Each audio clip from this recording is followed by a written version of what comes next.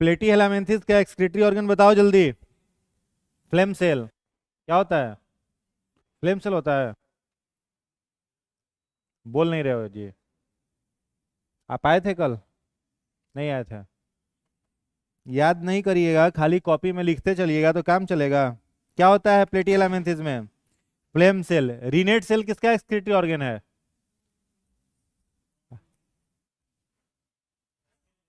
SQL हेलामेंथिस। बहुत बढ़िया। Nephridia. हाँ। एनिलिडा, एनिलिडा का एग्जाम्पल बताओ। अर्थवर्म, लीच, दोनों किस में आएगा? एनिलिडा। एनिलिडा सेगमेंटेड होता है कि नॉन सेगमेंटेड? हाँ। सेगमेंटेड कैसा होता है?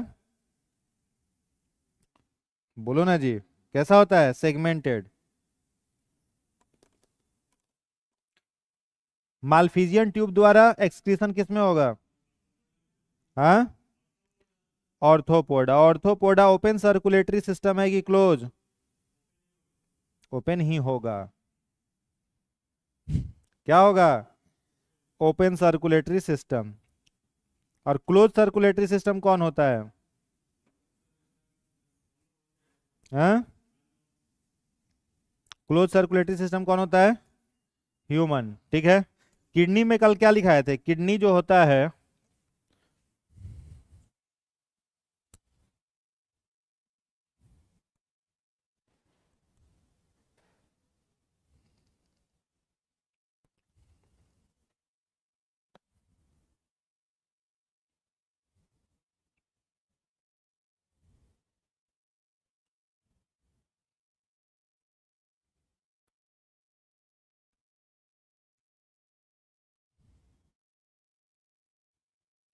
किडनी में क्या लिखवाया था हमने कि किडनी किस शेप का होता है? Bean seed shape. ठीक है। ब्राउनिश कलर का। किडनी के कितने पार्ट होते हैं? दो पार्ट। बाहरी भाग को क्या कहते हैं? कॉर्टेक्स। क्या बोलते हैं? कॉर्टेक्स। और भीतरी भाग को मेडुला। किडनी के बाहरी भाग को कॉर्टेक्स, भीतरी भाग को मेडुला। ठीक है। क्वेश्चन अगर पूछा जाए आपसे कि एक स्पेशल ग्लैंड है जिसको हम लोग कहते हैं एड्रीनल ग्लैंड, कौन सा ग्लैंड? एड्रीनल ग्लैंड, हिंदी में कहते हैं अधिवृक्क ग्रंथि, वो किडनी के किस भाग पर पाई जाती है? तो कॉर्टेक्स। किस भाग पे? कॉर्टेक्स, मतलब बाहरी भाग पे। ठीक है। किडनी क्या करता है? वाटर को रीएब्जॉर्ब। और वाटर को रीएब्जॉर्ब करता है तो उसमें क्या सॉल्युबल हो जाता है? यूरिया। और किसका फॉर्मेशन होता है? यूरिन का। ठीक है। तो कौन से हार्मोन की सहायता से किडनी वाटर को रीएब्जॉर्ब करता है? एडीएच। कल लिखाए थे ना जी। बोलते नहीं आप लोग, कॉपी नहीं हारते हैं। एडीएच लिखाए थे ना कल। एडीएच का meaning anti diuretic hormone. ADH मतलब एंटी डाईयूरेटिक हार्मोन। वो क्या काम कराता है? Reabsorption of water through kidney. तो यूरिन फॉर्मेशन में एडीएच का इंपॉर्टेंट रोल है। एडीएच सेक्रीट कौन सा ग्लैंड करता है? प्यूटिट्री।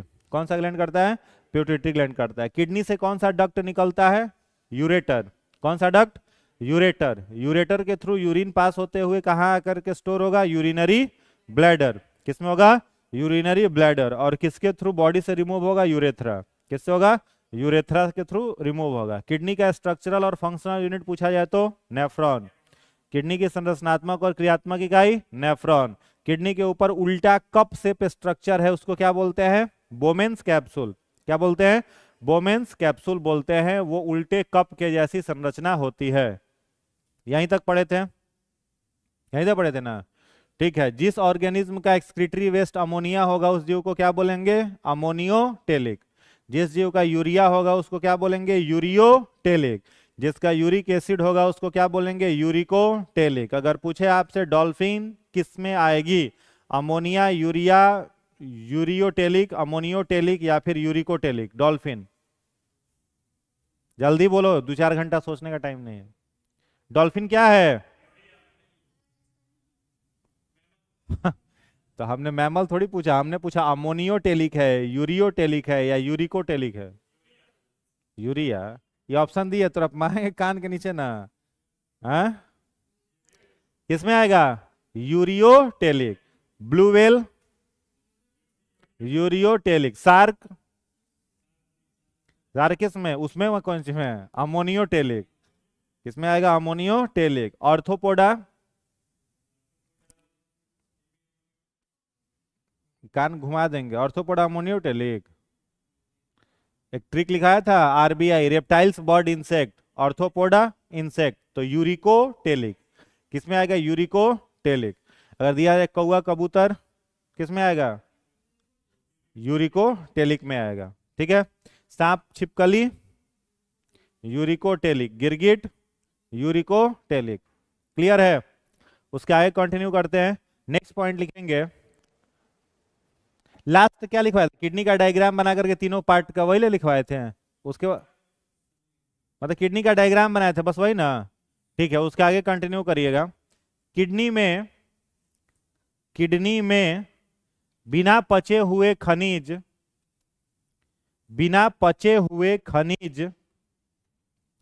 जमा होते हैं। किडनी में बिना पचे हुए खनिज जमा होते हैं, जिसे पथरी कहते हैं। इसका रासायनिक नाम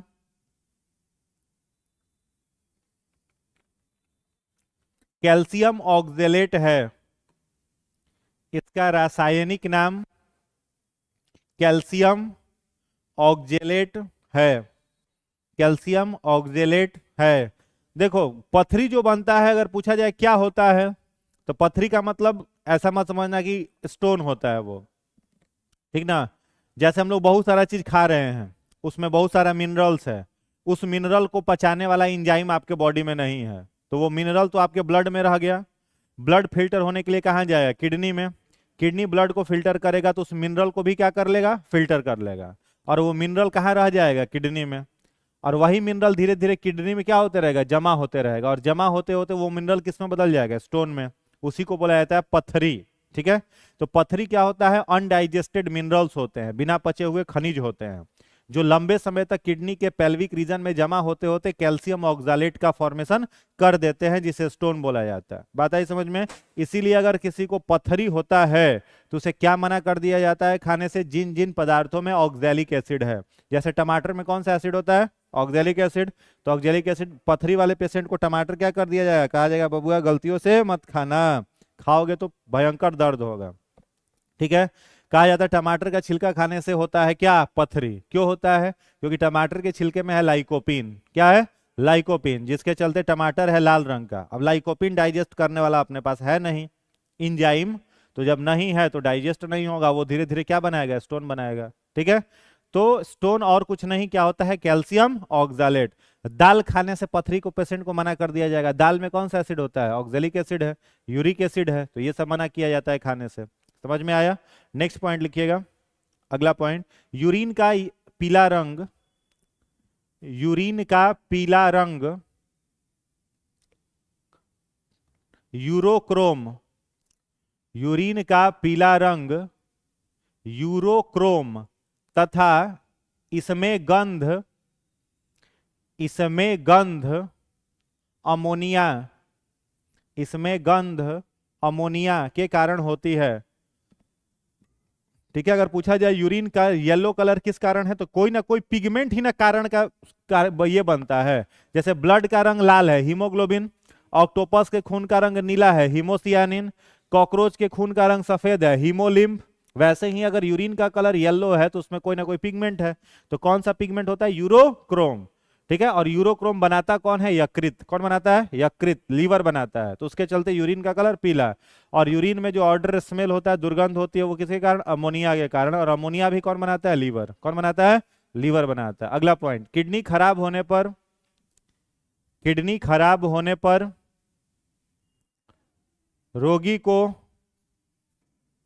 रोगी को डायलिसिस मशीन पर रखते हैं, डायलिसिस मशीन पर रखते हैं, कॉमा, डायलिसिस मशीन द्वारा रक्त का शुद्धिकरण, डायलिसिस मशीन द्वारा रक्त का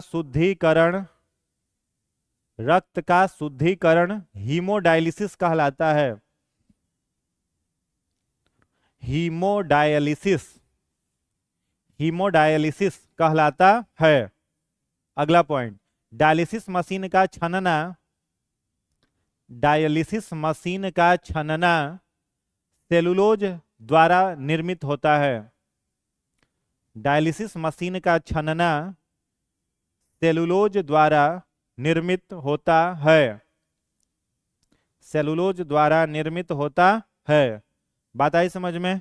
नहीं आया? मान लो किसी का किडनी खराब हो गया, तो किडनी खराब हो जाएगा तो उसके शरीर में किसकी मात्रा बढ़ने लगेगी? यूरिया बढ़ेगा ना।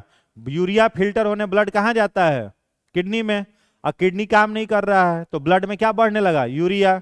अब ब्लड में यूरिया बढ़ने लगा तो दिक्कत है। ये वो किडनी खराब हो गया तो दूसरा किडनी से मामला चलेगा। दोनों किडनी खराब हो गया तो फिल्टर कर ही नहीं रहा है ब्लड को, अब यूरिया जमा होते जा रहा है, तो उस व्यक्ति को क्या करवाया जाएगा? डायलिसिस। याद रखोगे, डायलिसिस को कृत्रिम वृक्क कहते हैं। डायलिसिस मशीन को आर्टिफिशियल किडनी बोला जाता है। जैसे पेस मेकर या एसे नोड को क्या बोला जाता है? Artificial heart. पेस मेकर या एसे नोड को क्या बोलते हैं? आर्टिफिशियल हार्ट बोलते हैं। वैसे ही डायलिसिस मशीन को आर्टिफिशियल किडनी बोला जाता है। क्लियर है? अब डायलिसिस मशीन जो होता है, इस डायलिसिस मशीन द्वारा ब्लड को अगर फिल्टर करोगे तो वो प्रोसेस हीमोडायलिसिस कहलाएगा। क्या कहलाएगा? हीमोडायलिसिस। हीमो माने ब्लड, डायलिसिस मतलब छानना। तो डायलिसिस मशीन द्वारा रक्त का शुद्धिकरण हीमोडायलिसिस कहलाता है। देखो प्रोसेस समझना, जिसका किडनी खराब हो गया, ब्लड में यूरिया बढ़ रहा है, तो उसके शरीर से किसके माध्यम से? Renal artery. किसके माध्यम से? Renal artery. अशुद्ध रक्त किसके द्वारा निकालेंगे? रीनल आर्टरी से, जिस ब्लड में क्या है? यूरिया निकालेंगे, और उस ब्लड को किस में भेजेंगे? डायलिसिस मशीन में। अब अगर आपसे पूछे कि आपके किडनी के भीतर ब्लड को फिल्टर करने वाला कौन था? नेफ्रॉन। किडनी के भीतर खून को कौन छान रहा था? नेफ्रॉन। लेकिन डायलिसिस मशीन में नेफ्रॉन तो है नहीं, तो नेफ्रॉन के जगह हम लोग यूज करते हैं सेलुलोज का। किसका यूज करेंगे? सेलुलोज का। और जो सेलुलोज होता है यह पॉलीसेकेराइड कार्बोहाइड्रेट होता है। कैसा कार्बोहाइड्रेट है? पॉलीसेकेराइड है, जिसको बहुशर्करा बोला जाता है। क्लियर ना? तो डायलिसिस मशीन में सेलुलोज का बना हुआ फिल्टर कॉइल हमने लगा दिया, और फिर इसमें डालेंगे ब्लड को। इसमें भेजेंगे किसको? ब्लड को। तो ब्लड के अंदर जो यूरिया है, वह यूरिया इस डायलिसिस मशीन के सेलुलोज के अंदर क्या हो जाएगा? जमा होने लगेगा। यूरिया यहीं रह गया, और फिर प्योर ब्लड को यहां पर स्टोर करेंगे, जमा करेंगे, अस्थायी रूप से संचित करेंगे। अब जैसे ब्लड को जमने से बचाने के लिए उसमें क्या मिलाया जाता है? सोडियम साइट्रेट मिला देते हैं, 0.01% मिलाते हैं ना। जैसे ब्लड बैंक में ब्लड को जमा रखना है तो उसमें ब्लड क्लॉट कर जाएगा, तो बचाने के लिए क्या करते हैं? 0.01% सोडियम साइट्रेट मिला देते हैं। तो वैसे ही यहां पर क्या करेंगे? ब्लड को हम लोग ले करके कुछ देर तक स्टोर करेंगे, जमा करेंगे, लेकिन जमने नहीं देंगे। ठीक है? फिर जब ब्लड आपके शरीर से बाहर निकाला गया था पेशेंट से, तो कितना टेम्परेचर था उसका? 37 डिग्री सेल्सियस। अब इस ब्लड को 37 डिग्री सेल्सियस से सीधा गिरा देंगे 0 डिग्री सेल्सियस पर, और कुछ देर के बाद फिर से इसको पहुंचा देंगे 37 डिग्री सेल्सियस पर। यह प्रक्रिया विदिन सेकेंड की जाती है। नहीं समझ में आया? जैसे दूध में होता है पास्चुराइजेशन, होता है। पास्चुराइजेशन में क्या किया जाता है? दूध को एक कंटेनर में लिया, और इस दूध को 73 डिग्री सेल्सियस पर 15 मिनट के लिए क्या करेंगे? रखेंगे। अब ये दूध को 73 डिग्री दिया जाता है, वो एक ही बार 1 सेकेंड में 73 डिग्री। आप गैस पर दूध रख रहे हैं तो उसका तापमान कैसे बढ़ेगा? 1 डिग्री, 2 डिग्री, 3 डिग्री, 100 डिग्री पहुंचेगा तो उबाल आएगा, तो उसमें समय लगेगा 5-6 मिनट। यहां पर क्या हो रहा है? एक ही बार में 73 डिग्री। क्यों दिया गया? क्योंकि अगर दूध के अंदर कोई पैथोजेंस है तो वो क्या हो जाए? मर जाए, सडनली इन्वायरमेंट चेंज होने के कारण। और फिर 15 मिनट के बाद 73 डिग्री से सीधा पहुंचा देंगे दूध को 0 डिग्री सेल्सियस पर, एक ही बार 0 डिग्री खटाक से। तो बचा हुआ जो पैथोजन है वो भी खत्म। इस प्रोसेस को क्या बोला जाता है? पास्चुराइजेशन। तो इस फिल्ट्रेशन के द्वारा, हीमोडायलिसिस के द्वारा ब्लड के अंदर कोई पैथोजन नहीं रह जाए, इसके लिए उसको 0 डिग्री और 37 डिग्री किया जाता है। और फिर उसे क्या किया जाता है? रीनल वेन के द्वारा शरीर के भीतर चढ़ाना शुरू कर देते हैं। ऐसा नहीं कि पहले निकल रहा है बाद में चढ़ा रहे हैं, दोनों क्रियाएं साथ साथ होते रहती है। ब्लड निकाला भी जाते रहता है और चढ़ते भी रहता है। किससे निकलता है? रीनल आर्टरी से। किससे चढ़ता है? रीनल वेन से। कोई दिक्कत नहीं ना? आगे बढ़ा जाए तो एक्सक्रीशन में, बस ह्यूमन एक्सक्रीशन में आपको इतना ही याद रखना है। समझ गए? कल का क्लास और आज का क्लास दोनों मिला करके इसको याद कर लीजिएगा। अगले टॉपिक पर आते हैं, हेडिंग बनाइएगा न्यूरल कंट्रोल एंड कोऑर्डिनेशन।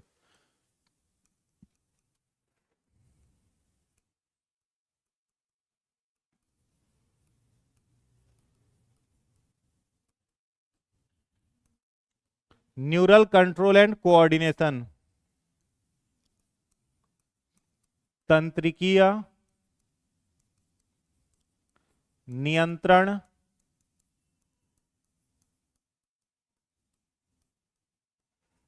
और समन्वय। न्यूरल कंट्रोल एंड कोऑर्डिनेशन, तंत्रिकीय नियंत्रण और समन्वय। ठीक है, समझना इसको। देखो, न्यूरल कंट्रोल एंड कोऑर्डिनेशन का क्या मतलब होता है। ह्यूमन बॉडी में दो प्रकार का एक्टिविटी होता है, ठीक ना। एक एक्टिविटी को हम लोग कहते हैं क्या, वोलेंट्री। क्या कहते हैं, वोलेंट्री एक्शन। और एक होता है इनवोलेंट्री एक्शन। वोलेंट्री को कहते हैं ऐच्छिक क्रिया, इनवोलेंट्री को अनैच्छिक क्रिया। ऐच्छिक क्रिया जो हमारे मन के अनुसार हो, जो चाहे वो हो।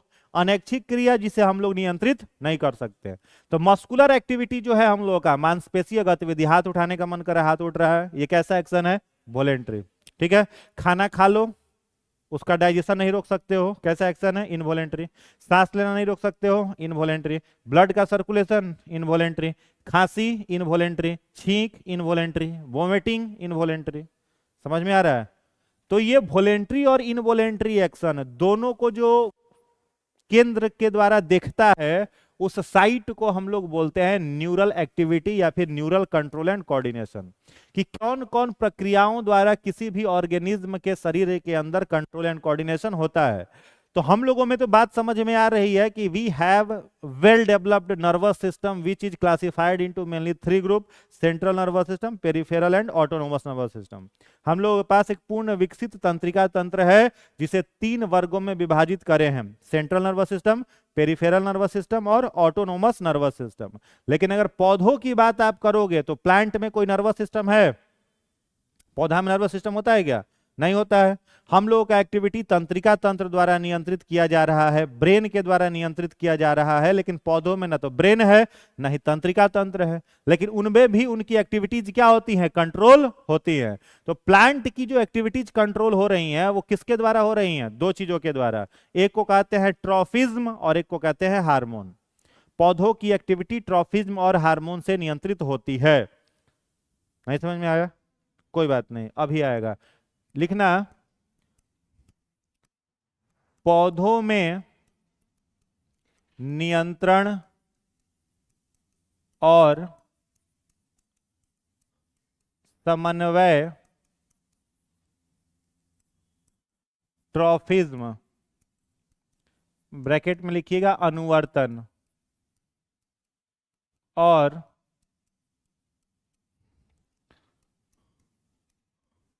हार्मोन द्वारा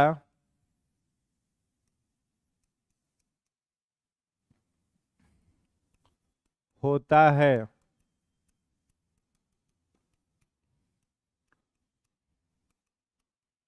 ट्रॉफिज्म मीन्स अनुवर्तन, लिखिएगा बाह्य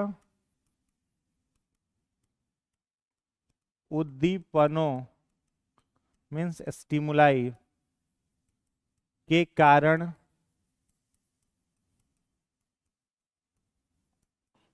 पौधों की गति अनुवर्तन कहलाती है।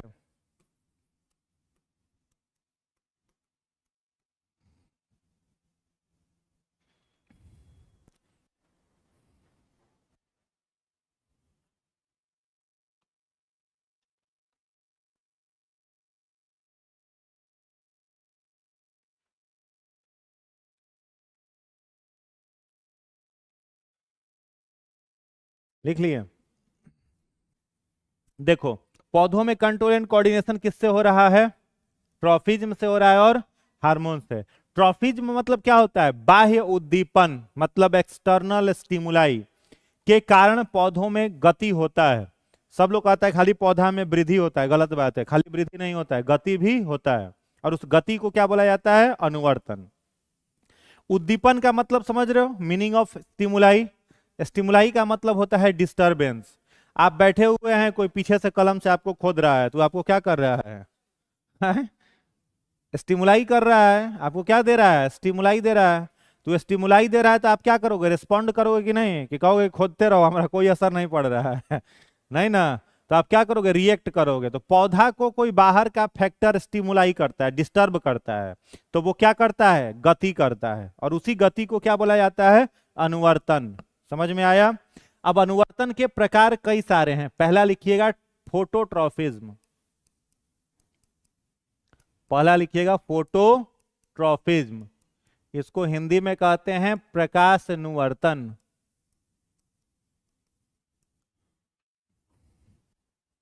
प्रकाश अनुवर्तन। प्रकाश अनुवर्तन किसे कहोगे? Movement towards sunlight. ठीक है, सूर्य के प्रकाश की दिशा में गति। ठीक है, सूर्य के प्रकाश की दिशा में गति। अगर इसका एग्जाम्पल पूछोगे तो सूर्यमुखी। एग्जाम्पल सूर्यमुखी। सूर्यमुखी के फूल को देखोगे, सुबह में पूरब दिशा में दिखेगा, शाम में पश्चिम की तरफ दिखेगा। वो गति ही ना कर रहा है जी। उस गति को क्या बोलोगे? फोटोट्रॉपिक मूवमेंट, प्रकाश अनुवर्तन। बात आई समझ में? दूसरा लिखना हाइड्रोट्रॉफिज्म। हाइड्रोट्रॉफिज्म, जलानुवर्तन। इसमें लिखिएगा movement towards flow of water. पानी के धारा की दिशा में पौधों की गति। पानी के धारा की दिशा में पौधों की गति। पानी के धारा की दिशा में पौधों की गति। एग्जाम्पल में लिख लो, एक्वेटिक प्लांट, जलीय पौधे। जलीय पौधे, जितने जलीय पौधे हैं सब में कैसा गति दिखेगा आपको? हाइड्रोट्रॉफिक। ठीक है, जलानुवर्तन। पूछेगा कि लोटस में, कमल में कौन सा गति होता है, तो क्या बोलोगे? हाइड्रोट्रॉफिक। पूछेगा हाइड्रोफाइटा, जलकुंभी में कौन सा गति? हाइड्रोट्रॉफिक। पानी का धारा बहते रहेगा, पौधा साथ में बह रहा है, तो हाइड्रोट्रॉफिक मूवमेंट है। तीसरा लिखना जियोट्रॉफिज्म, गुरुत्वानुवर्तन।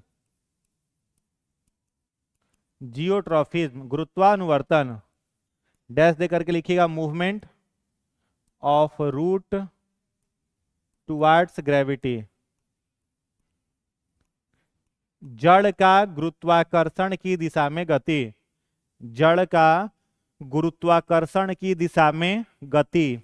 जड़ का गुरुत्वाकर्षण की दिशा में गति। ये गमला लो, गमला को ऐसे रख दो उल्टा करके। समझ में आया? नीचे छेद रहता है गमला में, देखे है ना? इसमें एक पौधा लगा हुआ है, तो पौधा का ये वाला भाग क्या कहलाएगा? जल्दी बोलो। कैप्सूल। क्या कहलाएगा जी? कैप्सूल। इसको क्या कहेंगे? सीटा। इसको क्या करेंगे? फुट। प्लांट बॉडी कितने भाग में बटा रहता है? 3 भागों में, फुट, सीटा, कैप्सूल। तो जो फुट वाला पार्ट है, मतलब जो रूट है, यह रूट हमेशा आपको दिखेगा किस दिशा में? ग्रेविटी। और जो प्लांट का कैप्सूल है, ये ऑलवेज टुवर्ड्स सनलाइट। ये भागेगा सूरजमुखी के तरह में, मतलब जिधर से लाइट आ रहा है। और जड़ जो रहेगा हमेशा किधर की रहेगा? ग्रेविटी की तरफ रहेगा। पूछा जाए कि पौधों में, जड़ में कौन सा ट्रॉफिक मूवमेंट दिखेगा, तो जियोट्रॉफिक मूवमेंट, गुरुत्वानुवर्तन दिखेगा। बात आई समझ में? नेक्स्ट लिखिएगा चौथा, थिगमोट्रॉफिज्म। चौथा लिखिएगा थिगमोट्रॉफिज्म।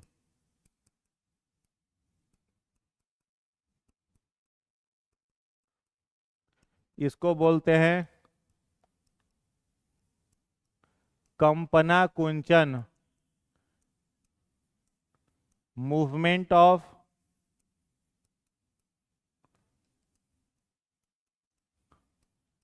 मिमोसा पुडिका प्लांट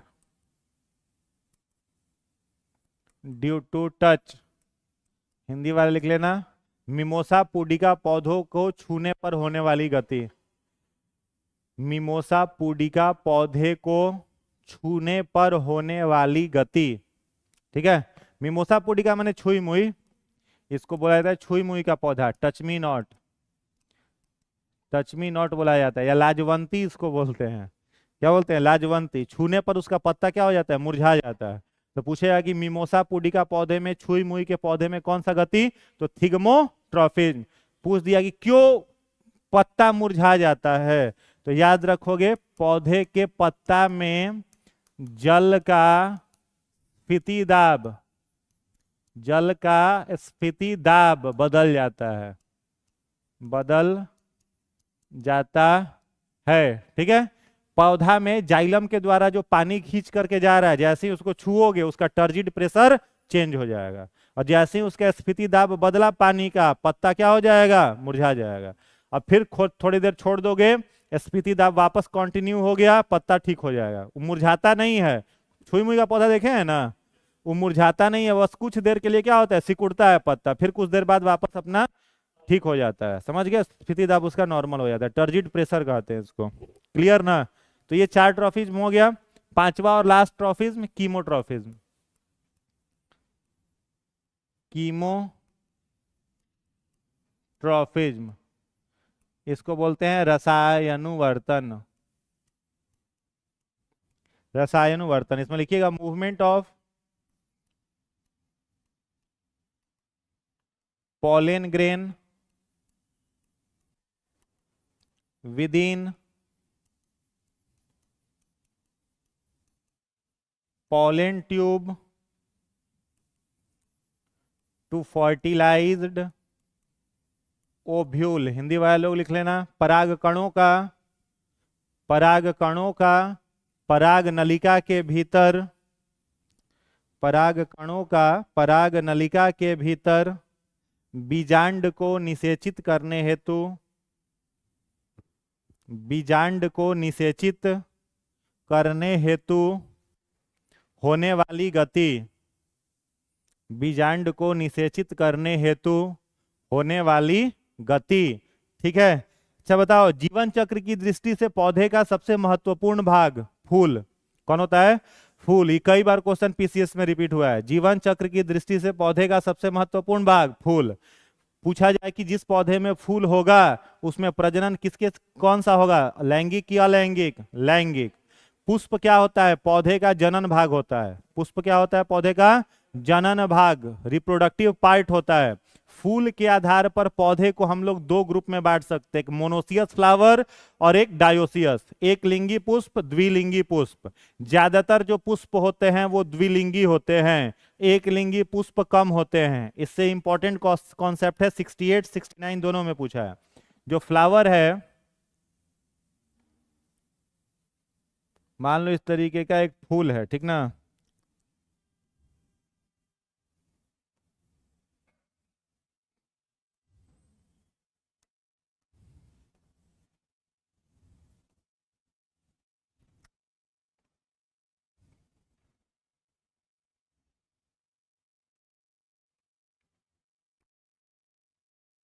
ठीक है। इस वाले भाग को बोलते हैं हम लोग एस्टिग्मा, बीच वाले भाग को बोलते हैं स्टाइल, इसको बोलते हैं ओवरी, और यह तीनों मिल करके प्लांट का फीमेल रिप्रोडक्टिव पार्ट बनाता है, जिसको क्या बोलते हैं? स्त्री केशर, गाइनोसियम। ठीक है। ये वाला जो भाग देख रहे हो पीला रंग का दोनों साइड, इसके ऊपर वाले को बोलते हैं एंथर, और इसको बोलते हैं फिलामेंट। यह दोनों मिलकर के बनाता है पौधे का नर जनन भाग, जिसको बोलते हैं पुंकेसर। तो जिस पौधा में पुंकेसर और स्त्री केसर दोनों हो उसको क्या बोलोगे? डायोसियस फ्लावर, द्विलिंगी पुष्प। और जिसमें या तो एंड्रोसियम हो या फिर गाइनोसियम, उसको एक लिंगी पुष्प। क्लियर हुआ? अब यहां पर जो एंथर है ना, ये मेल रिप्रोडक्टिव गैमिट बनाएगा, नर जनन युग्मक बनाएगा। तो नर जनन युग्मक पौधा में क्या बनता है? पराग कण, पॉलेन ग्रेन। और ओभरी यहां पर क्या बनाएगा? फीमेल रिप्रोडक्टिव गैमिट, मादा युग्मक। तो ओभरी मादा युग्मक क्या बनाएगा? बोलो, बीजांड। क्या बनाएगा? बीजांड, जिसको अंग्रेजी में कहते हैं ओव्यूल। समझ में आया? अब यहां से एंथर से पॉलेन ग्रेन उठ करके कहां गिरेगा? एस्टिग्मा पर। तो हम लोग क्या कहते हैं, 69 का क्वेश्चन है, पौधे से का वर्तिका से वर्तिकाग्र पर पराग कणों का स्थानांतरण क्या कहलाता है? तो परागण। Transfer of pollen grain from anther to stigma is called pollination. समझ आया? अब यहां से परागकण उठ करके कहां आया? स्टिग्मा पर। तो निषेचन हो जाएगा? नहीं होगा। उस परागकण को कहां पहुंचना पड़ेगा? ओवरी के भीतर, तब ना होगा निषेचन। तो यहां पर जैसे ही स्टिग्मा पर पॉलन ग्रेन आ जाता है, अस्थायी रूप से इसके भीतर एक पॉलन ट्यूब का निर्माण होता है, जिसको पराग नलिका कहते हैं। समझे? और इसी पॉलन ट्यूब से होता हुआ वो परागण कहां आएगा? ओवरी में। परागण कहां आया? ओवरी में। और परागण ओवरी में आया तो ओवरी में है बीजांड, और बीजांड से क्या मिल गया? पराग कण। तो मिल गया तो क्या बन जाएगा? बीज। क्या बन जाएगा? बीज, सीड। ठीक है, इसी को बोला जाता है sexual reproduction in flowering plant, पुष्पीय पौधों में लैंगिक जनन। तो इस पॉलन ट्यूब के अंदर जो बीजांड का मूवमेंट हो रहा है, यही मूवमेंट कहलाता है कीमोट्रॉफिक मूवमेंट, रसायनुवर्तन। समझ में आया? तो क्वेश्चन एग्जाम में और 2-3 तरीके से आपसे पूछेगा। क्या क्या पूछेगा? अगर पूछेगा कि कीट के माध्यम से परागण हो रहा है, ठीक है, पॉलिनेशन थ्रू इंसेक्ट, एंटेमो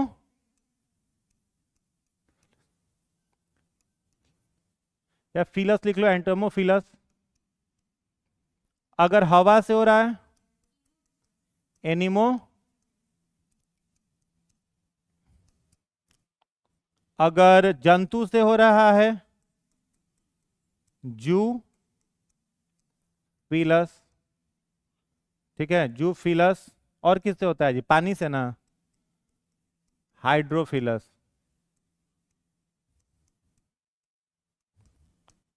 अगर चमगादड़ से हो रहा है, किरिप्टोफिलस। ठीक है, तो ये परागण के अलग अलग मीडियम होते हैं, माध्यम होते हैं, जंतु होते हैं जो परागण का काम करते हैं। यहां से पॉलन ग्रेन उठा करके यहां ले जाने वाला कोई तो होगा, तो जो ले जाएगा उसको वही पॉलिनेशन कहेंगे। लिख लीजिए इसको।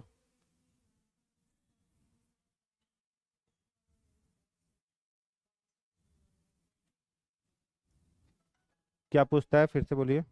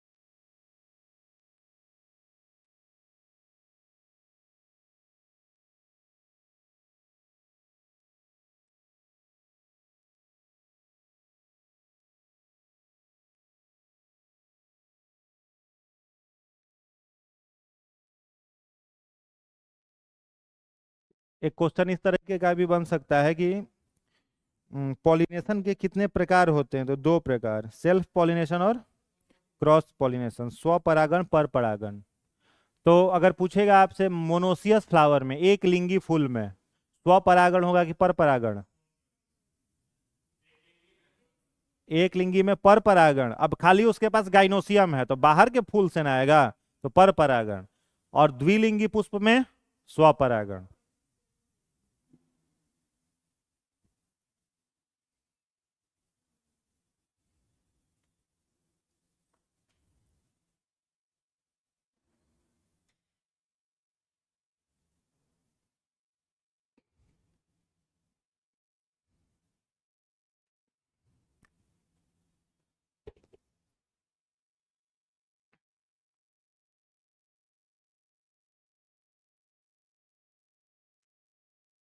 लिख लिए? अब कुछ पादप हार्मोन है, 5-6 हार्मोन का नाम याद करना है। जल्दी लिखिए इसको फटाफट।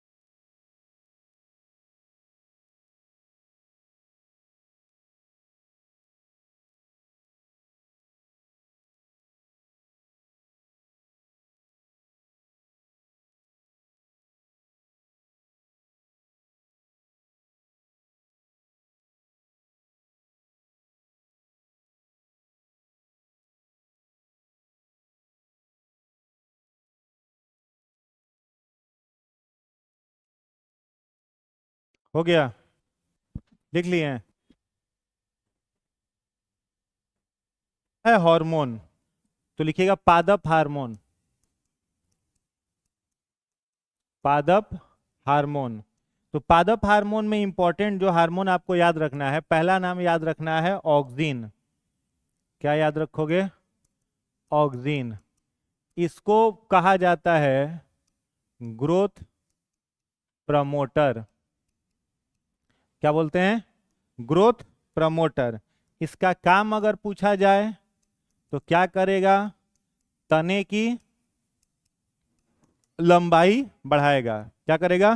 तने का लंबाई। प्लांट में अगर पूछा जाए कि लेंथ को प्रमोट कौन करेगा तो क्या कहिएगा? पौधों में लंबाई को बढ़ाने वाला हार्मोन ऑक्सिन। तना की लंबाई को कौन बढ़ाएगा? Auxin. Growth promoter hormone auxin. वृद्धिवर्धक हार्मोन ऑक्सिन। ठीक है, इसका एक एग्जाम्पल याद रखोगे, इसी का एग्जाम्पल है 2,4-D। क्या नाम है? 2,4-D। इसको बोला जाता है खरपतवार नाशी। क्या बोलते हैं? खरपतवार नाशी। यानी कई बार क्या होता है कि फसलों के किनारे अनवांछित जो खरपतवार बढ़ जाते हैं। अब आप खाद डालिएगा पौधा के लिए, खाद लग जाएगा खरपतवार में, तो पौधा कम बढ़ेगा, खरपतवार ढेर बढ़ेगा। तो वहां पर क्या मारते हैं? 2,4-D। जला करके उसको खत्म कर देगा खरपतवार को, पौधा सुरक्षित रहेगा। तो ऑक्सिन का ही उस 2,4-D में क्या होता है? ऑक्सिन। तो वृद्धिवर्धक हार्मोन कौन हो गया? ऑक्सिन। कहाँ पाया जाएगा अगर पूछा जाए ये ऑक्सिन, तो क्या कहोगे? पौधों के अग्रभाग में। पौधों के अग्रभाग में, एपिकल रीजन में पाया जाएगा। जैसे मान लेते हैं यह पत्ता है, लीफ है, तो लीफ का ये जो नोड है ऊपर वाला भाग, इसमें ऑक्सिन मिलेगा। पौधों का जड़ है तो जड़ में जो रूट हेयर होता है उसमें ऑक्सिन मिलेगा। मतलब जो जो अग्रभाग है उन सब में ऑक्सिन मिलेगा। ठीक है, और वो लंबाई को प्रमोट करेगा। दूसरा हार्मोन याद रखोगे जिब्रेलिन। जिब्रेलिन। जिब्रेलिन। ठीक है, जिब्रेलिन जो है इसका खोज किया गया था टोक्यो में। टोक्यो के एक यूनिवर्सिटी में खोज किया गया था, और एक कवक था जिसका नाम था जिब्रेला। ठीक है, तो पूछा जाए कि इसका खोज किस कवक से किया गया था, तो जिब्रेला नामक कवक से किया गया था टोक्यो के एक यूनिवर्सिटी में। और जिब्रेलिन क्या करता है? तो जिब्रेलिन याद रखोगे बीज के सुषुप्तावस्था। बीज के सुषुप्तावस्था माने डॉर्मेंसी। बीज के डॉर्मेंसी को नष्ट करता है। बीज के डॉर्मेंसी को नष्ट करता है। जैसे कोई बीज है, बीज को कहां डालता है किसान? मिट्टी के अंदर। तो बीज गया कहां? मिट्टी के भीतर। बीज का जो बाहरी आवरण होता है यह एस्केलेरेन काइमा नाम के टिश्यू का बना रहता है। नाम सुने हो इसका? एस्केलेरेन काइमा एक टिश्यू है, इसी का बना है बीज का बाहरी आवरण। और ये स्क्लेरेनकाइमा मृत होता है, बहुत अधिक कठोर होता है। जैसे नारियल का छिलका किसका बना रहता है? स्क्लेरेनकाइमा का। अखरोट का छिलका स्क्लेरेनकाइमा है। तो हर एक बीज का बाहरी आवरण स्क्लेरेनकाइमा है, जो बहुत मजबूत होता है। अब इसके अंदर से जब तक पौधा नहीं निकला हुआ है तब तक इस बीज को कहेंगे कि डोरमेंसी में है। और जैसे ही पौधा निकला, डोरमेंसी टूट गया। तो बीज के इस स्क्लेरेनकाइमा के आवरण को कमजोर बनाने का काम कौन करता है? जिब्रेलिन। ठीक है, तो जिब्रेलिन क्यों मारा जाता है हार्मोन? ताकि बीज का सुसुप्तावस्था क्या हो सके? नष्ट हो सके और पौधा जल्दी निकले। ठीक है, तीसरा याद रखोगे साइटोकाइनिन। साइटोकाइनिन, इसमें क्या याद रखना है? यह कोशिका विभाजन, सेल डिवीजन कराता है। पौधों में कोशिका विभाजन करने का काम, सेल डिवीजन करने का काम किसका? साइटोकाइनिन। ठीक है, एक और इसका यूज है क्या? कि क्लोरोफिल को नष्ट नहीं होने देता। क्लोरोफिल को नष्ट नहीं होने देता। क्वेश्चन आता है कि पत्तों पर कौन से हार्मोन को छिड़कने से पत्ते लंबे समय तक हरे बने रहते हैं? तो साइटोकाइनिन। ठीक है, तो साइटोकाइनिन का छिड़काव क्यों किया जाता है? ताकि पौधा लंबा समय तक हरा भरा रहे, क्लोरोफिल को नष्ट नहीं होने देगा, इसलिए इसका छिड़काव किया जाता है। चौथा हार्मोन है एब्सेसिक एसिड, ABA। इसको बोलते हैं वृद्धि रोधक हार्मोन। वृद्धि रोधक हार्मोन, ग्रोथ इनहिबिटर हार्मोन बोला जाता है। ग्रोथ इनहिबिटर हार्मोन पौधों में ग्रोथ को क्या करता है? रोकता है। ग्रोथ प्रमोटर कौन? ऑक्सिन। ग्रोथ इनहिबिटर कौन? Abscisic acid. ठीक है, इसका एक और काम याद रखिएगा, क्या? इसके छिड़काव से पुराने पत्ते पेड़ से अलग हो जाते हैं। इसके छिड़काव से पुराने पत्ते जो होंगे वो पेड़ से क्या हो जाएंगे? अलग हो जाएंगे। Old leaves separated from plant body after the spraying of abscisic acid.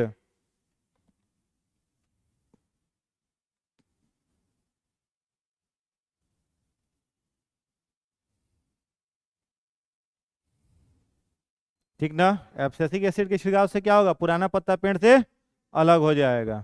और इसको क्या बोलेंगे? वृद्धि रोधक हार्मोन, ग्रोथ इनहिबिटर। पांचवा है इथिलीन। इसको बोलते हैं फल पकाने वाला हार्मोन।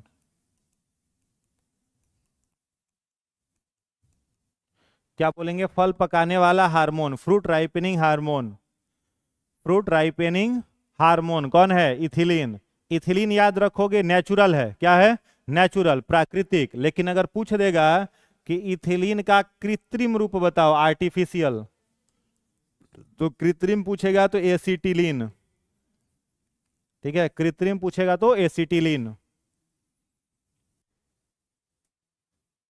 कार्बाइड से कौन सा गैस निकलता है?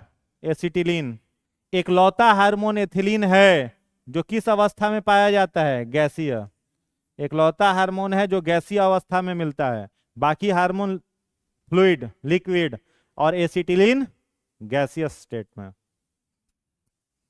याद रहेगा, एसिटिलीन कैसी अवस्था में? गैसीय अवस्था में। लास्ट और पांचवा, 5 हार्मोन हो गया, छठा लिख लो, फ्लोरीसेंस।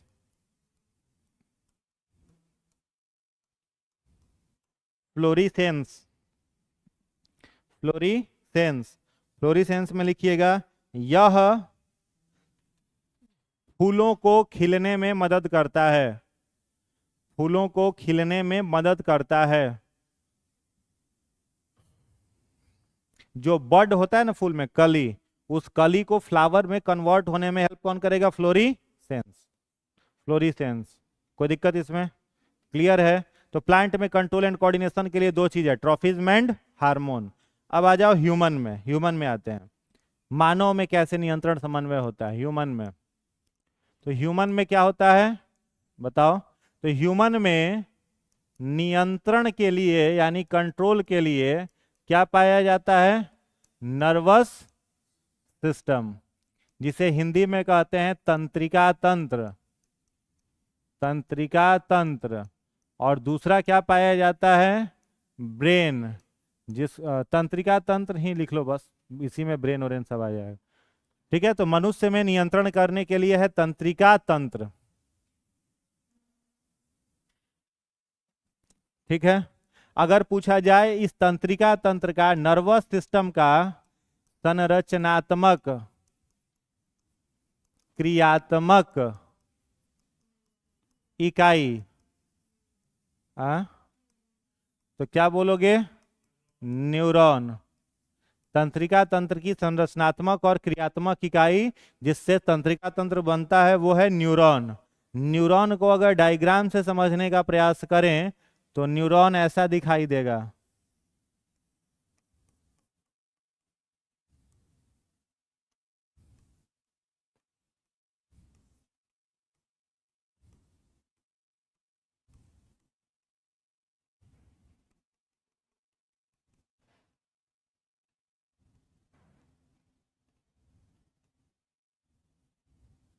इसको बोलते हैं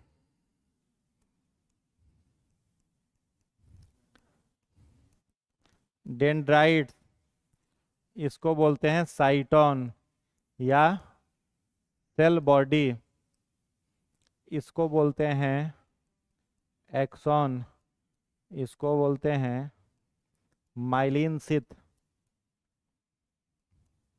इसको बोलते हैं एक्सोनल एंड। फटाफट बनाइए इसको।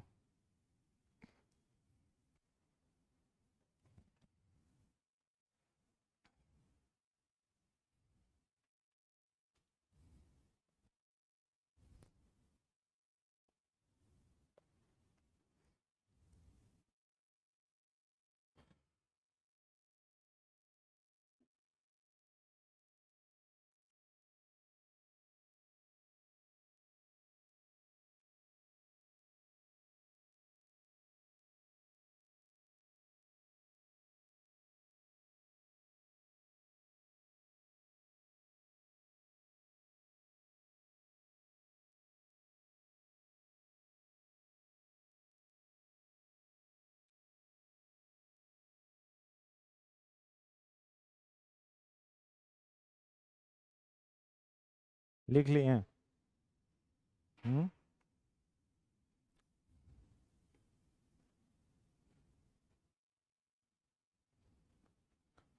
एक पॉइंट लिखिएगा, एक न्यूरॉन के डेंड्राइट्स, एक न्यूरॉन के डेंड्राइट्स तथा दूसरे न्यूरॉन के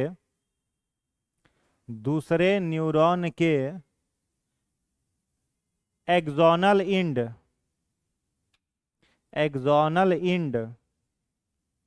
का जुड़ा हुआ भाग, एक न्यूरॉन के डेंड्राइट तथा दूसरे न्यूरॉन के एक्सोनल इंड का जुड़ा हुआ भाग सिनेप्स, SYNAPSE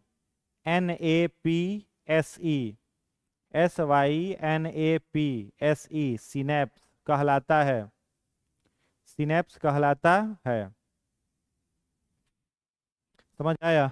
नहीं आया? देखो, ये जो डेंड्राइट्स देख रहे हो ना आप, ये वाला डेंड्राइट्स, ये डेंड्राइट्स हम लोगों के शरीर के किस पार्ट के साथ जुड़ा हुआ है? Sense organ. किसके साथ जुड़ा है? सेंस ऑर्गन के साथ जुड़ा है। कौन? डेंड्राइट्स। अब सेंस ऑर्गन आपके पास कितने हैं? 5। पहला है आंख। आंख को क्या बोलते हो? Photo receptor. क्या बोलते हैं? Photo receptor. दूसरा है आपके पास कान, इसको बोलते हो साउंड रिसेप्टर। तीसरा है जीभ, जीभ को बोलते हैं टेस्ट रिसेप्टर। चौथा है स्किन, स्किन को बोलते हैं थर्मो रिसेप्टर। पांचवा कौन बच गया? नोज, नोज को बोलते हैं ऑल्फैक्टरी रिसेप्टर। Olfactory receptor. इन पांचों के साथ कौन जुड़ा हुआ है? पांचों के साथ कौन जुड़ा हुआ है? डेंड्राइट्स। अब ये पांचों अगर नहीं रहे सेंस ऑर्गन, तो कोई भी इंफॉर्मेशन बाहर का हम लोगों के शरीर के भीतर जाएगा। अब जीभे नहीं रहे तो खट्टा तीता मीठा कुछ खाओ, स्वाद का मालूम चलेगा? नहीं चलेगा।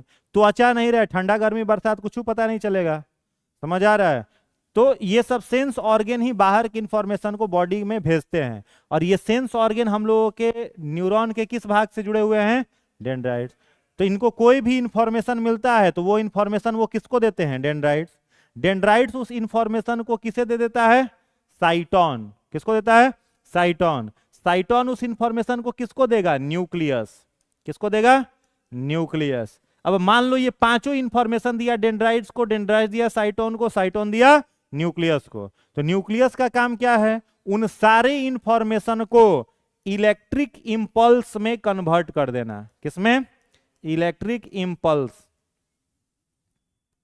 बड़ा डीप कॉन्सेप्ट बता रहे हैं। इलेक्ट्रिक इंपल्स मतलब विद्युत आवेग में हम लोगों के बॉडी के सारे सेल से जो इंफॉर्मेशन ब्रेन में जाता है ना, वो इलेक्ट्रिक इंपल्स जाता है, विद्युत आवेग। और ब्रेन से जो डिसीजन आता है वो मैग्नेटिक इंपल्स आता है, चुंबकीय आवेग। समझ में आ रहा है क्या बोल रहे हैं? ब्रेन से डिसीजन क्या आएगा? Magnetic impulse. और हम लोग के बॉडी से इंफॉर्मेशन ब्रेन तक किस में जाएगा? Electric impulse. और इलेक्ट्रिक इंपल्स में कौन बदला? न्यूक्लियस। तो जो भी इलेक्ट्रिक इंपल्स बदला, सारे इंफॉर्मेशन बदल गए इलेक्ट्रिक इंपल्स में। वो इलेक्ट्रिक इंपल्स अब किसके थ्रू पास होगा? एक्सॉन। ठीक है। और एक्सॉन से बहता हुआ कहां जाएगा? Axonal end. अब एक न्यूरॉन तो यहीं पर खत्म हो गया। और ऐसे हम लोगों के शरीर में करोड़ों न्यूरॉन है और सब न्यूरॉन जुड़ा हुआ है। तो जहां पर दो न्यूरॉन जुड़ेगा, तो दो न्यूरॉन कैसे जुड़ेगा? एक न्यूरॉन का एक्सोनल इंड हो गया और दूसरे न्यूरॉन का डेंड्राइट्स। यही दोनों क्या होता है? जुड़ा हुआ है। तो जिस जगह पर दोनों जुड़ा है उसको बोलते हैं सिनेप्स। सिनेप्स। ठीक है। तो सिनेप्स द्वारा इसका इंफॉर्मेशन इस न्यूरॉन में आया, इस न्यूरॉन में, फिर घूमते घूमते सारे न्यूरॉन में। और जहां न्यूरॉन खत्म होगा, शरीर का सारा न्यूरॉन जहां खत्म होगा, वहां से शुरू होगा आपका स्पाइनल कॉर्ड। क्या शुरू होगा? Spinal cord. और जहां स्पाइनल कॉर्ड खत्म होगा वहां से क्या शुरू होगा? ब्रेन। सबसे पहले इंफॉर्मेशन कौन लिया? Sense organ. सेंस ऑर्गन किसे दिया? डेंड्राइट्स। डेंड्राइट्स किसे दिया? साइटोन। साइटोन किसे दिया? न्यूक्लियस। न्यूक्लियस उस इंफॉर्मेशन को बदला इलेक्ट्रिक इंपल्स में। इलेक्ट्रिक इंपल्स किस में गया? एक्सॉन। एक्सॉन से फिर सिनेप्स होता हुआ दूसरे न्यूरॉन में, फिर सारे न्यूरॉन में, सारे न्यूरॉन से स्पाइनल कॉर्ड, स्पाइनल कॉर्ड से ब्रेन। अब ब्रेन देगा डिसीजन। जैसे मान लो यहां पर हम चींटी काट रहे हैं स्किन पर, ये गया न्यूरॉन में, न्यूरॉन में सब घूम गया, सब न्यूरॉन में कहां चला गया? इलेक्ट्रिक इंपल्स में जा रहा है। ये कहां चला गया? Spinal cord. स्पाइनल कॉर्ड से ब्रेन। अब ब्रेन वहां से मैग्नेटिक इंपल्स भेजेगा कि हाथ को दर्द हो रहा है, हाथ हटा लो। अब ब्रेन का डिसीजन कहां आया? Spinal cord. स्पाइनल कॉर्ड से न्यूरॉन, न्यूरॉन से सेंस ऑर्गन मतलब स्किन पर, और हाथ क्या करेंगे? हटा लेंगे। समझ में आया? तो इस तरीके से शरीर के भीतर सारा इंफॉर्मेशन क्या करता है? घूमता है। क्लियर हो गया ना? आगे बढ़े, अगला पॉइंट, नेक्स्ट हेडिंग बनाइएगा, नर्वस सिस्टम। हेडिंग बनाएंगे नर्वस सिस्टम, तंत्रिका तंत्र। नर्वस सिस्टम, तंत्रिका तंत्र।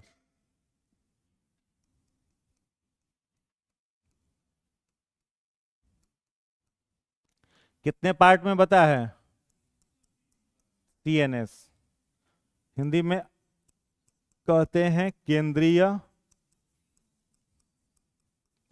तंत्रिका तंत्र, अंग्रेजी में सेंट्रल नर्वस सिस्टम।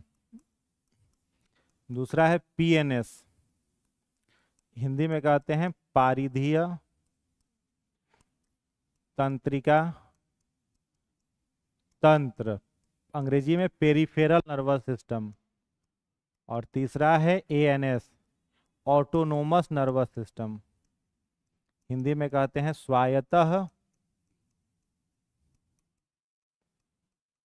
तंत्रिका तंत्र। तो हम लोग का नर्वस सिस्टम तीन भागों में बटा हुआ है, सीएनएस, पीएनएस, एएनएस। जो हम लोगों का सेंट्रल नर्वस सिस्टम है, सीएनएस, इंपॉर्टेंट ये ज्यादा है। क्यों? क्योंकि इसी के अंतर्गत आता है ब्रेन, जिससे मस्तिष्क कहेंगे।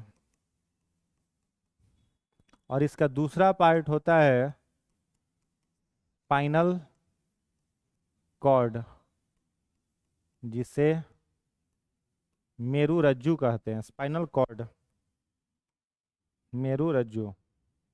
ठीक है, तो स्पाइनल कॉर्ड और ब्रेन किसके भाग हैं? सीएनएस के।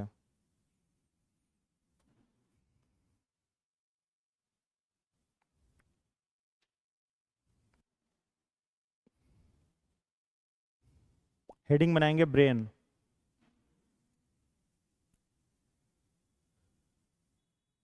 ब्रेन, देखिए जो ब्रेन है हम लोगों का, पूछा जाए कि बाहर में कितने हड्डियों से बंद है? 8 बोन। ब्रेन बाहर से कितने हड्डियों में बंद है? 8 बोन। 8 बोन के इस बक्से को क्या बोलते हैं? क्रैनियम। क्या बोलते हैं? क्रैनियम। यानी मनुष्य का मस्तिष्क बाहर से 8 हड्डियों के अंदर बक्स है, बंद है, और उस 8 हड्डियों के बक्से को बोला जाता है क्रैनियम। क्लियर है? अब क्रैनियम के भीतर अगर आप जाओगे, ठीक है, तो क्रैनियम के भीतर आपको मिलेगा एक मेम्ब्रेन जिसको बोलते हैं मेनिनजीज। मेनिनजीज मेम्ब्रेन, मेनिनजीज झिल्ली। ठीक है, और ये मेनिनजीज मेम्ब्रेन जो है, मेनिनजीज झिल्ली, इसमें 3 झिल्लियां होती हैं। सबसे पहली झिल्ली को बोलते हैं ड्यूरामेटर, मध्य झिल्ली को बोलते हैं आर्किनोइड, और सबसे भीतरी झिल्ली को बोलते हैं पियामेटर। ड्यूरामेटर क्या है? बाहरी झिल्ली। आर्किनोइड है मध्य झिल्ली, और पियामेटर है आंतरिक झिल्ली।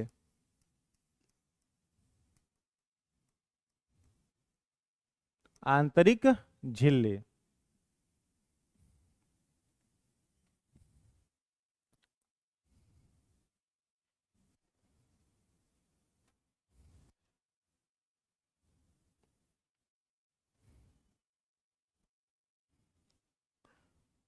Dura mater outer membrane, arachnoid middle membrane, और इनर मेम्ब्रेन पियामेटर।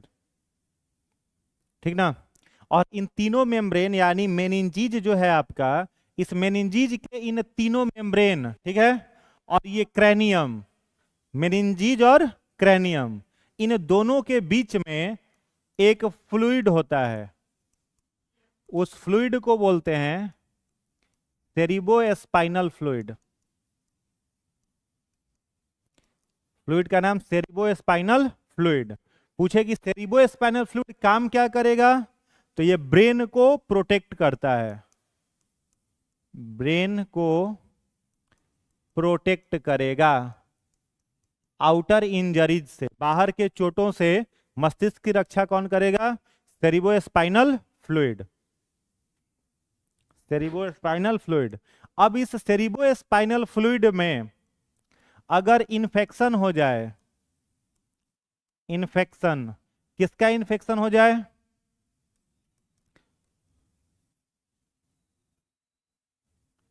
इसमें इन्फेक्शन हो जाए किसका? एक वायरस का, जिस वायरस का नाम है इंटेरो वायरस। तो कौन सा डिजीज हो जाएगा? मेनिनजाइटिस।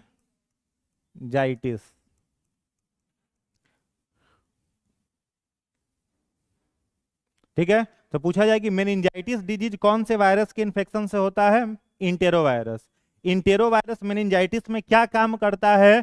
तो इस मेनिनजीज मेम्ब्रेन में स्वेलिंग ला देगा, सूजन ला देगा। तो मेनिनजीज में जैसे ही सूजन आएगा तो मेनिनजाइटिस उसको कहते हैं। बहुत कॉम्प्लेक्स डिजीज है, बहुत कम केस में क्योर हो पाता है, इसका उपचार भी बहुत मुश्किल है।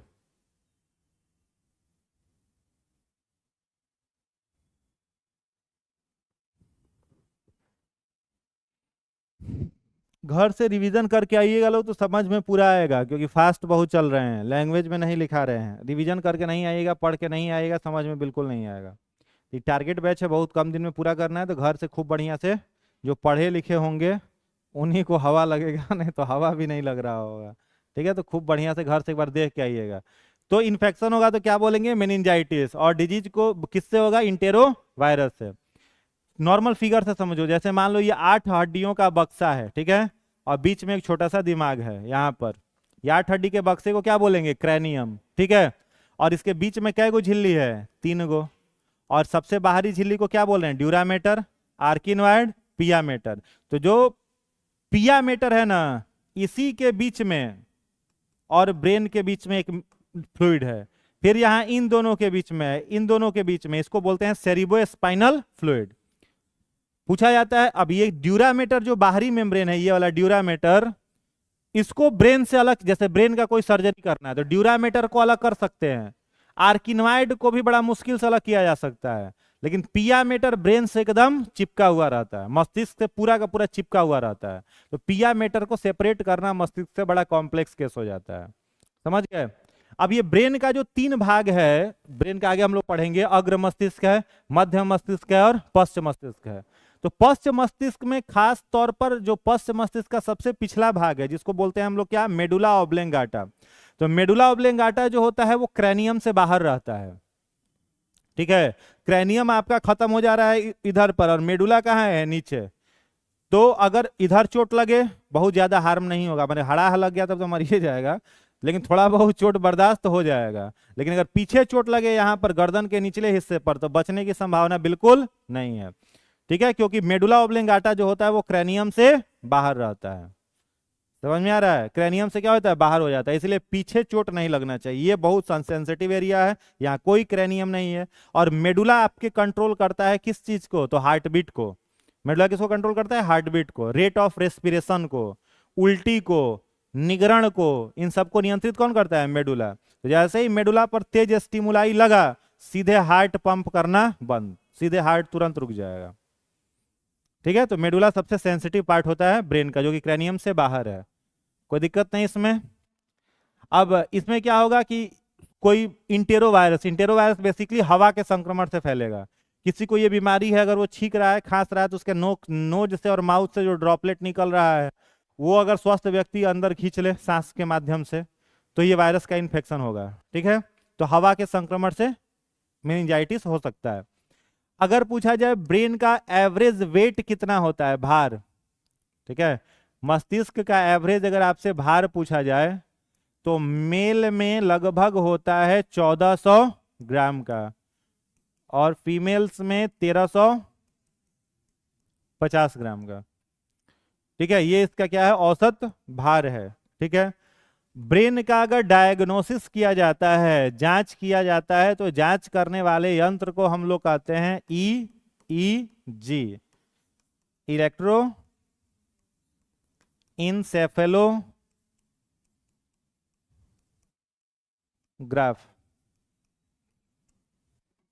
किससे जांच करेंगे, ईईजी, इलेक्ट्रो इंसेफेलोग्राफ से इसका परीक्षण किया जाता है ब्रेन का।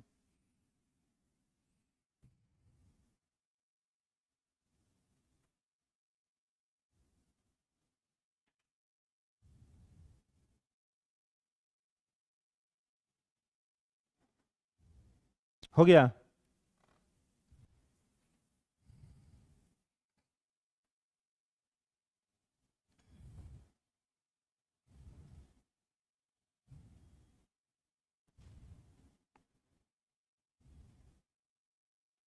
लिख लिए, एक और पॉइंट लिख लेना।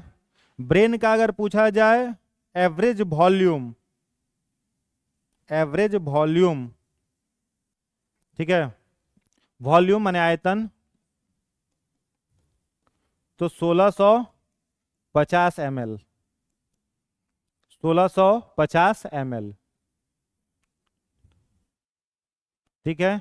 ब्रेन की क्षमता किसमें मापी जाती है, सीसी में, किसमें, सीसी, क्यूबिक कैपेसिटी या क्रैनियल कैपेसिटी, ठीक है। क्षमता किसमें मापी जाती है, सीसी, क्यूबिक कैपेसिटी या फिर क्रैनियल कैपेसिटी।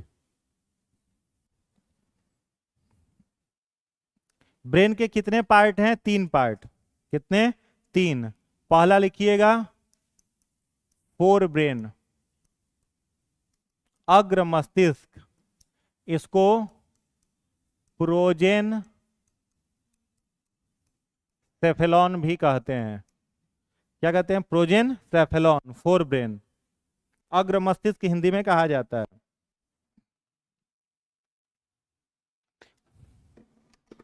हिंदी में इसको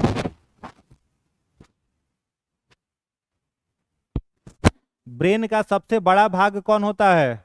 यही होता है अग्र मस्तिष्क, याद रखिएगा, सबसे बड़ा भाग होता है, सबसे बड़ा भाग होता है।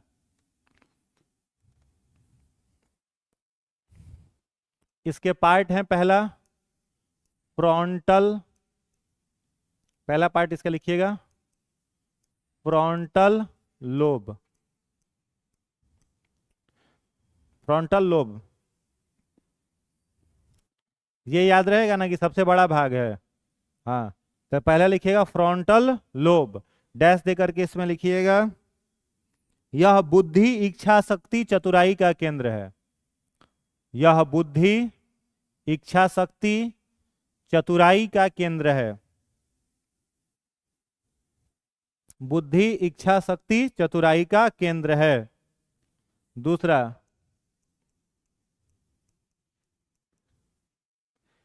Parietal lobe, parietal lobe, parietal lobe, इसमें डैश दे करके लिखिएगा यह स्पर्श, तापमान, पीड़ा का केंद्र है। स्पर्श, तापमान, पीड़ा मतलब कष्ट का केंद्र है।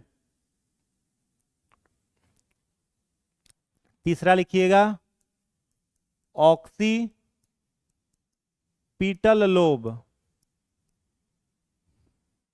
ऑक्सीपिटल लोब, इसमें डैश दे करके लिखिएगा यह दृष्टि का नियंत्रण करता है, साइट ऑफ विजन, यह दृष्टि का नियंत्रण करता है। और चौथा लिखिएगा ऑलफैक्टरी लोब, ऑलफैक्टरी लोब, यह गंध का पहचान करता है, गंध का पहचान करता है।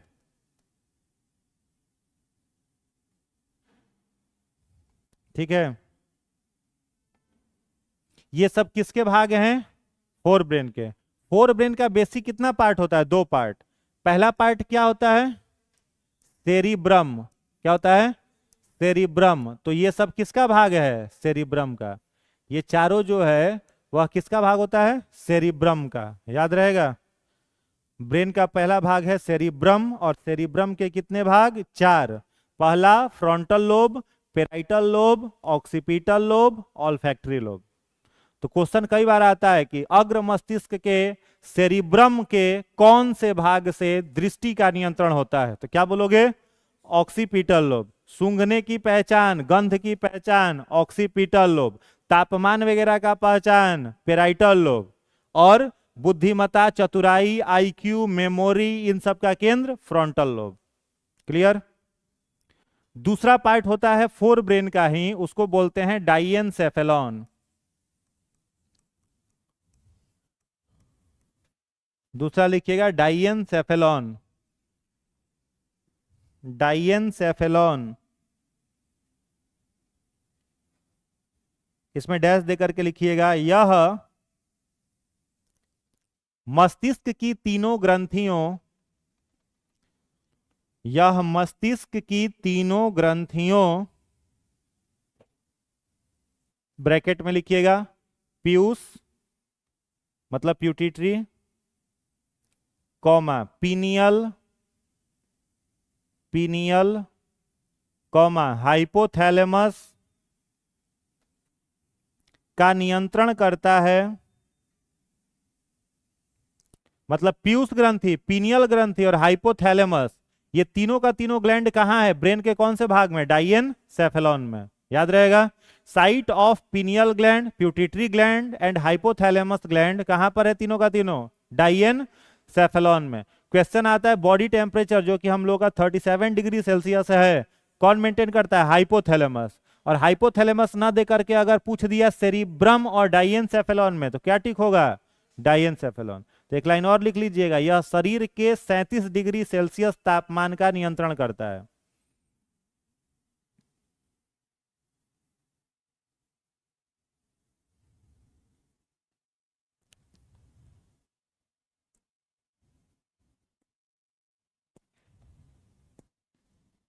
ठीक है। बॉडी टेम्परेचर को मेंटेन कौन करता है? हाँ, हाइपोथैलेमस। हाइपोथैलेमस ऑप्शन में नहीं है तो डाइएनसेफेलॉन। क्लियर है? चलिए, तो फोर ब्रेन खत्म, दूसरा लिखिएगा मिड ब्रेन।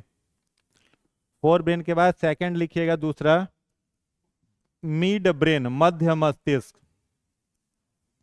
या फिर इसे मेजेन सेफेलॉन भी कहते हैं। इसका कोई पार्ट नहीं होता है, कोई भाग में बटा हुआ नहीं है, ठीक है ना। डैश देकर के इसमें लिखिएगा यह सबसे छोटा भाग है, यह सबसे छोटा भाग है जो optic lobe, OPTIC, optic lobe, bracket में लिखिएगा आंखों की मांसपेशियां, आंखों की मांसपेशियां, ब्रैकेट बंद, का नियंत्रण करता है।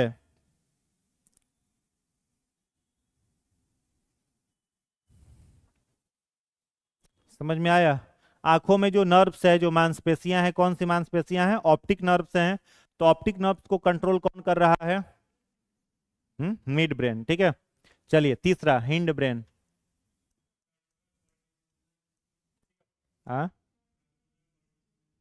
कॉर्पोरा मिड ब्रेन में ही आएगा। हिंड ब्रेन पश्च मस्तिष्क, अनुमस्तिष्क, पश्च मस्तिष्क या अनुमस्तिष्क। इसका पहला पार्ट लिखिएगा सेरिबेलम, पहला भाग इसका सेरिबेलम, सेरिबेलम। इसमें डैश दे करके लिखिएगा यह सुनने और शरीर को संतुलित रखने, सुनने और शरीर के का संतुलन रखने का काम करता है, सुनने और शरीर के संतुलन का काम करता है। इस बार बीपीएससी का जो एग्जाम हुआ था ना टीचर का, उसमें 6 to 8 में टीचर का अलग अलग होता है, 1 to 5, 6 to 8, 9, 10, 11, 12। इतना खतरनाक एक क्वेश्चन पूछा है, सुनो ध्यान से। क्वेश्चन पूछा था कि ह्यूमन बॉडी के पोस्चर को मेंटेन कौन करता है? पोस्चर को मेंटेन, पोस्चर माने शरीर का संतुलन। जैसे हम झुके हुए हैं, ये कौन हमको बता रहा है? सेरिबेलम। सीधे खड़े हैं, कौन बता रहा है? सेरिबेलम। ऑप्शन 1 में दिया था सेरिबेलम, ऑप्शन 2 में दिया था सेरिब्रम, ऑप्शन 3 मान लो ईयर, ऑप्शन 4 में था एक से अधिक, और पांचवा था नन ऑफ दीज, इनमें से कोई नहीं। 5 ऑप्शन रहता है।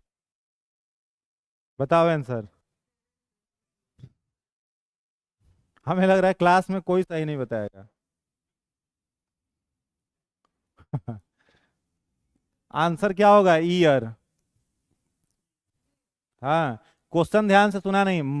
मनुष्य के शरीर का कौन सा अंग शरीर का संतुलन करता है? तो कान करता है। कान में एक यू कप होता है, यू कप। इस यू कप के भीतर ना बैलेंसिंग फ्लूइड भरा रहता है। क्या भरा रहता है? Balancing fluid. और यही फ्लूइड दाएं बाएं होता है तो बॉडी का पोस्चर मेंटेन रहता है। और ये फ्लूइड जैसे ही यू कप से आधा यू कप में आ गया, आधा बाहर निकल गया, तो कई बार होता है कि बेड से आप उठते, सो करके उठे, खूब बिजोड़ चक्कर आता है, लगता है पूरा घूम गया, क्योंकि यू कप से फ्लूइड जो होता है वो बाहर निकल गया रहता है। फिर उसको फिजियोथेरेपी करा के अंदर एडजस्ट कराना पड़ता है। समझ में आया? तो ये जो सेरिबेलम है, यह सेरिबेलम पूछा जाए कि स्टिमुलाई किससे लेता है तो याद रखोगे ईयर से। सेरिबेलम स्टिमुलाई मतलब उद्दीपन ईयर से लेता है। तो ध्यान से देख लीजिएगा, अगर क्वेश्चन में मेंशन कर दिया है कि शरीर का कौन सा अंग बॉडी के पोस्चर को मेंटेन करता है, तो कान। कौन करता है? कान। इस कान के आउटर पार्ट को हम लोग क्या कहते हैं? पिन्ना। इस 6 to 8 वाला स्टूडेंट सब मेरे पास लाया, क्वेश्चन ले आया एग्जाम दे करके, हम सीधे टिक मारे सेरिबेलम होगा, तो कहा नहीं सर आयोग माना है कान। तो हम दोबारा क्वेश्चन पढ़े, हाँ, तो दोबारा हम क्वेश्चन पढ़े तो हम बोले सही है, कान मारा है, तो क्योंकि अंग क्वेश्चन में लिखा हुआ था। कोई भी क्वेश्चन पढ़ता तो सीधे सेरिबेलम मार के पढ़ता, लेकिन वहां मेंशन था, अंग मेंशन था क्वेश्चन में। ठीक है, तो मैक्सिमम लोग गलत करके आया ये क्वेश्चन। क्लियर है? तो इस कान के बाहरी भाग को हम लोग क्या कहते हैं? पिन्ना। पिन्ना, ठीक है। और ये पिन्ना दो का, ये जो है ना, इसको बोलते हैं पिन्ना। यही बॉडी के पोस्चर को मेंटेन किए हुए है। इन्हें की खाली चश्मा और मास्क पहनने का काम आता है, पोस्चर यही मेंटेन रखा है। ठीक है, तो सेरिबेलम हो गया। तो सेरिबेलम का क्या क्या काम बताएं? शरीर को संतुलित रखना, बॉडी के पोस्चर को मेंटेन रखना। दूसरा लिखिएगा मेडुला ऑब्लेंगाटा।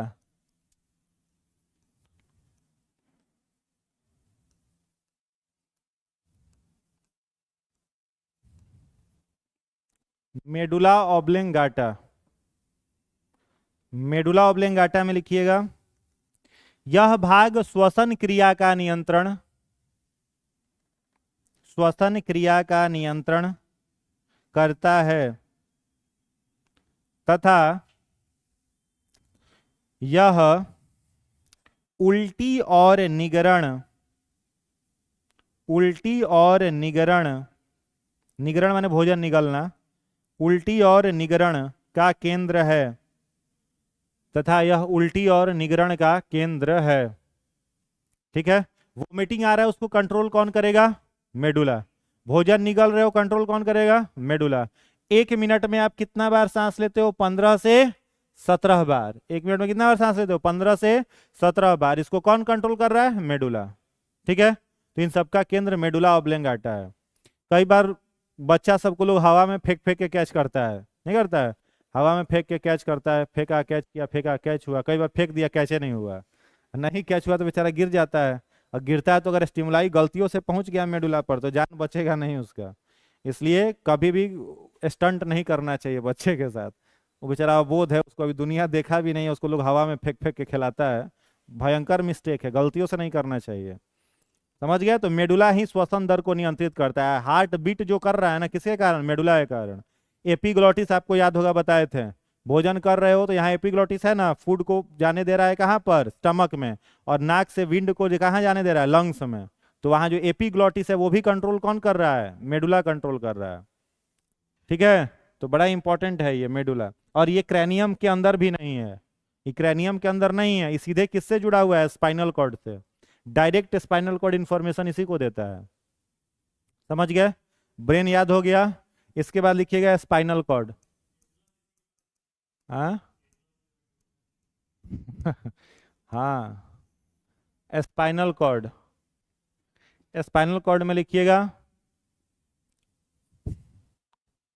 इसमें लिखिएगा यह प्रतिवर्ती क्रिया, रिफ्लेक्स एक्शन, यह प्रतिवर्ती क्रिया, रिफ्लेक्स एक्शन का केंद्र है। ठीक है, रिफ्लेक्स एक्शन का केंद्र है। अगला पॉइंट लिखिएगा,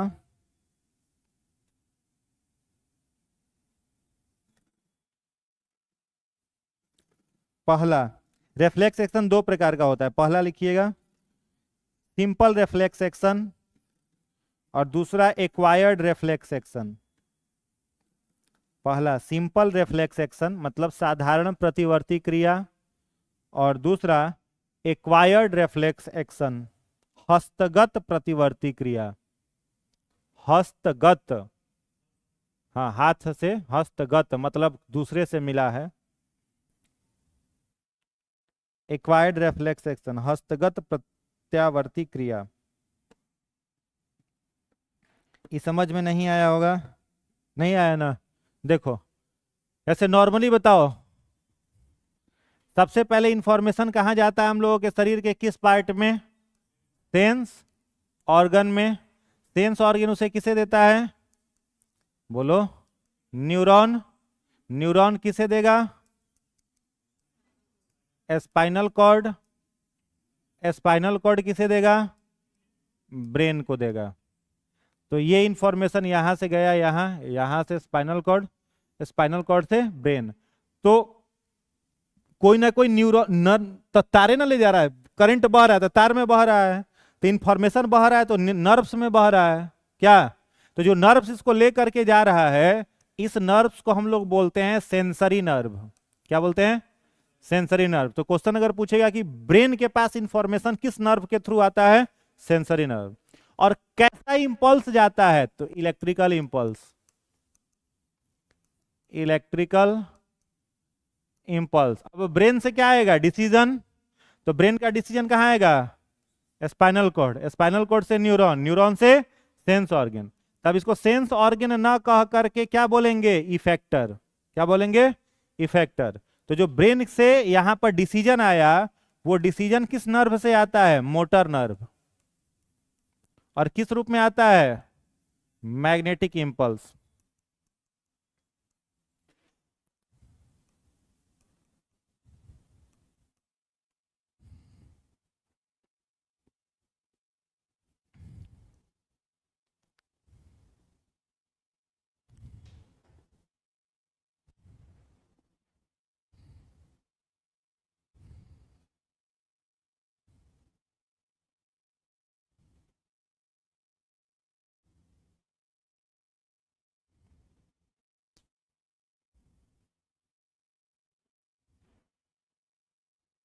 इसमें कोई डाउट क्या? नहीं ना? इंफॉर्मेशन कौन से नर्व से? सेंसरी। डिसीजन मोटर नर्व से।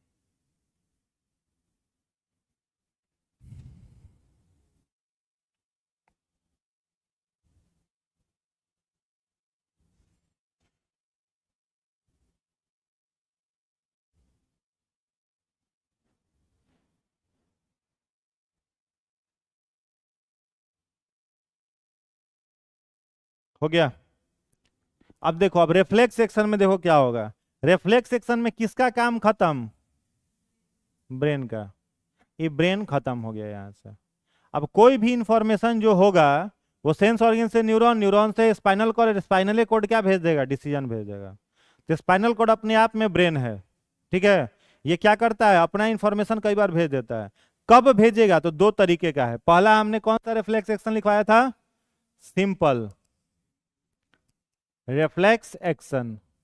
और दूसरा लिखवाया था एक्वायर्ड रिफ्लेक्स एक्शन, ठीक है। तो सिंपल रिफ्लेक्स एक्शन का मतलब क्या? अब आप बाइक चला रहे हैं, तो बाइक चला रहे हैं, अचानक से आंखों के सामने कोई कीट आकर के बैठ गया, माने कीड़ा उड़ करके आया, बैठा नहीं, तो आंख क्या हो जाएगा? ऑटोमेटिक पलक बंद हो जाएगा। सिंपल रिफ्लेक्स एक्शन है, ठीक है। गरम प्लेट छुइएगा, तुरंत हाथ को खींच लीजिएगा, क्या है? सिंपल रिफ्लेक्स एक्शन है, ठीक है। तो सिंपल रिफ्लेक्स एक्शन का मतलब नॉर्मल हो रहा है। एक्वायर्ड रिफ्लेक्स एक्शन किसको कहते हैं? एक्वायर्ड का मीनिंग हो गया जैसे ठोकर लगा, गिरते गिरते कई बार होता है हम लोग क्या हो जाते हैं? बच जाते हैं, नहीं गिरे। वो आपका क्या है? एक्वायर्ड रिफ्लेक्स एक्शन है, जो पूर्वजों से इंफॉर्मेशन के रूप में हम लोगों को प्राप्त हुआ है। जैसा हम लोग का बिहेवियर है, जिस नेचर के हम लोग हैं, कुछ तो यहां पर आकर के सीखे, लेकिन 80% जो होता है वो क्या होता है? एक्वायर्ड होता है। एक्वायर्ड मतलब पूर्वजों से जीन के माध्यम से हम लोगों को प्राप्त होता है। समझ में आ रहा है? तो जैसा पूर्वज थे तो उनका जीन किस में आता है? हम लोगों में। अब हम लोगों में उनका जीन आया तो उनका कैरेक्टर आया। भाई 22 पेयर क्रोमोजोम जो होता है, ऑटोसोम, वही तो है। उसके अंदर क्या है? केवल कैरेक्टर है। और 23वां पेयर में ना, जो एक्स एक्स है या एक्स वाई है, उसके अंदर सेक्स डिटर्मिनेशन होता है। तो 22 पेयर क्रोमोजोम तो कैरेक्टर वाला है। आंख का रंग हम लोगों का है, कहां से आया है? पूर्वजों से। बॉडी का फेयरनेस है, डार्क या फिर ये जो है, ये कहां से आया है? पूर्वजों से। शरीर का हाइट कहां से आया? पूर्वजों से, ठीक ना। तो एक्वायर्ड का मतलब क्या हुआ? जो मिला है हम लोगों को। और सिंपल का मतलब जो नॉर्मली चल रहा है, गर्म प्लेट छूने पर हाथ हटा देना। आप रात में सोए हुए हो, यानी ब्रेन आपका जैसे ही आंखों को बंद करके सो गए, ब्रेन आपका काम करना क्या कर दिया? बंद है। ब्रेन अब बहुत ज्यादा इंफॉर्मेशन नहीं ले रहा है। अब यहां पर कौन सक्रिय हो गया? Spinal cord. आप रात में खूब गहरी नींद में सो रहे हैं, ब्रेन चुपचाप सो गया है। उसी समय आपका रूममेट कपड़ा आयरन करने लगा आपके बेड पर, जिस पर आप सोए हुए हैं, और प्रेस आप में सटा दिया गलती से, ठीक है। तो सोए रहिएगा कि जग जाइएगा? ब्रेन तो सोया हुआ है। इंफॉर्मेशन कौन दिया? Spinal cord. तो उसको क्या बोलेंगे? रिफ्लेक्स एक्शन बोलेंगे। समझ में आया? तो वैसा प्रतिक्रिया जिसमें विचारों को ये नहीं करना है, डिसीजन नहीं लेना है, मतलब एक ही काम हो सकता है। गर्म प्रेस कोई सटाया है तो वहां सोचने का क्या जरूरत है, एक ही ना वहां पर उपाय है, हाथ को हटाएंगे वहां से भागेंगे, तो वहां स्पाइनल कॉर्ड। और जहां पर किसी को प्रोसेस करना है, माने मंथन करना है कि उचित अनुचित क्या है, वहां पर काम आएगा कौन, ब्रेन। अब कीड़ा आ रहा है आंख के सामने तो आंख बंद ही करना ना एक विकल्प है क्या, कि वहां सोचिएगा कि पंखा लाएं, इसको ऐसे मार दे, ऐसे मार दे, हेलमेट का शीशा गिरा लें, ये सब कुछ नहीं होगा। ठीक है, तो वहां पर कौन आ जाएगा, स्पाइनल कॉर्ड। तो spinal cord is the site of reflex action, प्रतिवर्ती क्रिया का केंद्र, याद रहेगा, बस इतना ही इसका काम है। चलिए उसके बाद लिखेंगे पीएनएस। पीएनएस, पीएनएस, इसमें डैश देकर के लिखिएगा। यहां से दो प्रकार की तंत्रिकाएं निकलती हैं, यहां से दो प्रकार की तंत्रिकाएं निकलती हैं। पहला निकलता है यहां से स्पाइनल नर्व, स्पाइनल तंत्रिका बोलते हैं, स्पाइनल नर्व। देखिएगा स्पाइनल नर्व में यह स्पाइनल कॉर्ड से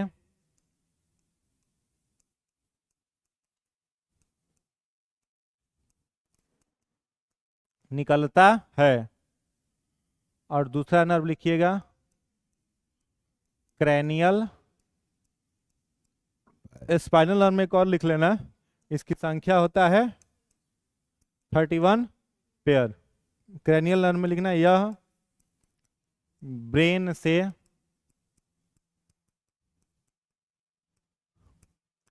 निकलता है, संख्या होता है 12 पेयर।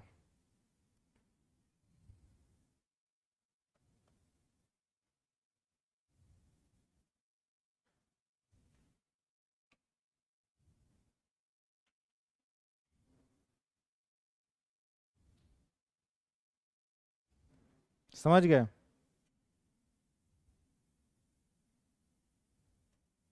स्पाइनल कॉर्ड से 31 जोड़ा, ब्रेन से 12 जोड़ा, तो 12 जोड़ा ये निकलता है ना, तो एक पेयर जो होता है वो निकलता है अग्र मस्तिष्क से, एक पेयर जो है ये निकलता है मध्य से, और बचा हुआ 10 पेयर है ये निकलता है पश्चिम मस्तिष्क से। ठीक है, 12 पेयर जो है ब्रेन से निकल रहा है, तो 2 गो निकलेगा कहां से, 4 से, 2 गो निकलेगा मिड ब्रेन से,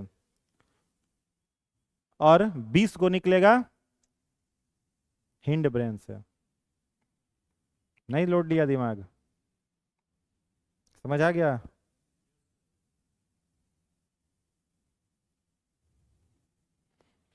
नहीं समझ में आया, आ गया ना। कौन, कहीं नहीं रहता है, ब्रेन से निकल रहा है, रहेगा कहाँ, ब्रेन से निकल करके ब्रेन को, सारे ब्रेन को कनेक्ट किया, ब्रेन का तीनों भाग है ना, फोर मिड हिंड, सबको जोड़ने के लिए नर्व चाहिए ना, तो क्रैनियल नर्व्स ही हैं। और 31 जोड़ा जो स्पाइनल कॉर्ड से निकल रहा है वो सारे न्यूरॉन को कनेक्ट कर रहा है। तीसरा एएनएस, एएनएस,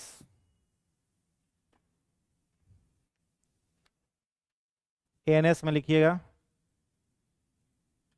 यह अनैच्छिक क्रियाओं का केंद्र है, साइट ऑफ इनवॉलेंटरी एक्शन, यह अनैच्छिक क्रियाओं का केंद्र है, अनैच्छिक क्रियाओं का केंद्र है।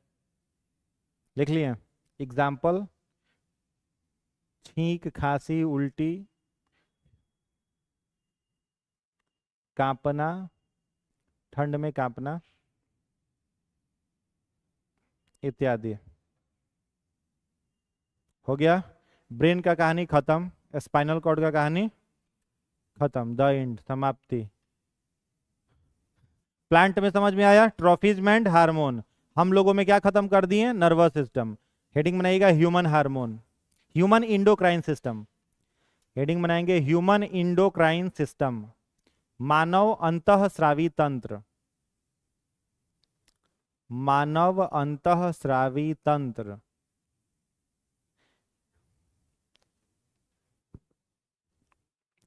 मानव में कौन सा तंत्र? अंतःस्रावी। तो अंतःस्रावी तंत्र जो ह्यूमन का है, अंतःस्रावी तंत्र,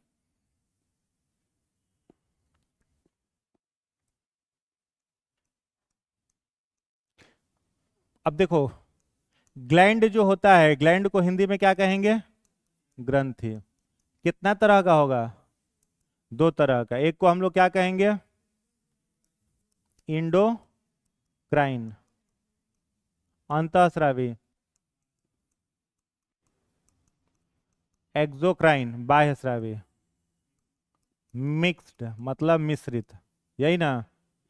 तो इंडोक्राइन ग्लैंड जो होगा, यह याद रखना है कैसा होता है? डक्टलेस, नलिका विहीन। दूसरा याद रखोगे, यह क्या करेगा? Hormone secretion. इसका जो जो ग्लैंड हम लोगों को पढ़ना है उसका नाम लिख लीजिए।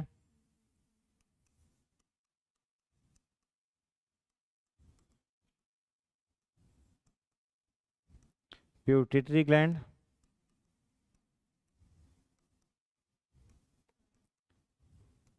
Thyroid gland,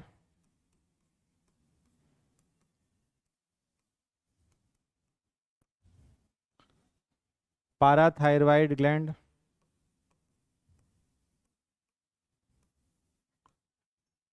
adrenal gland,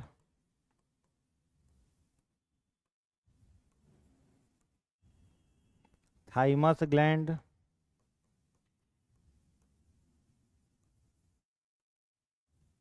pineal gland, gonads, gonads में टेस्टिस, ओवरी।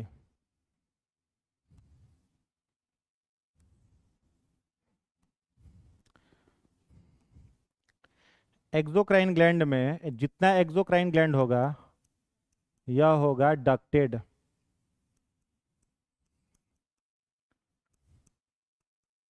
नलिका युक्त।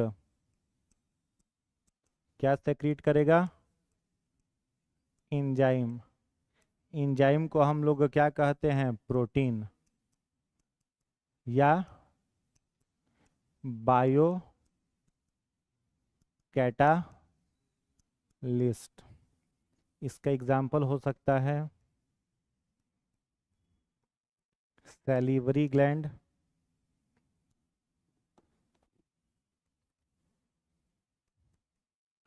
Gastric gland,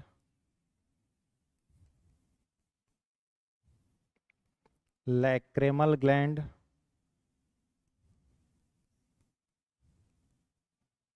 oil gland,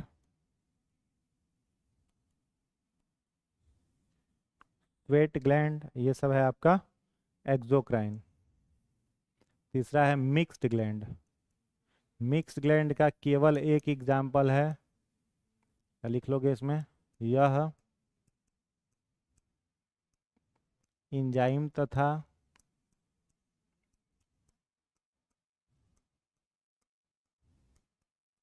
hormone दोनों साबित करता है।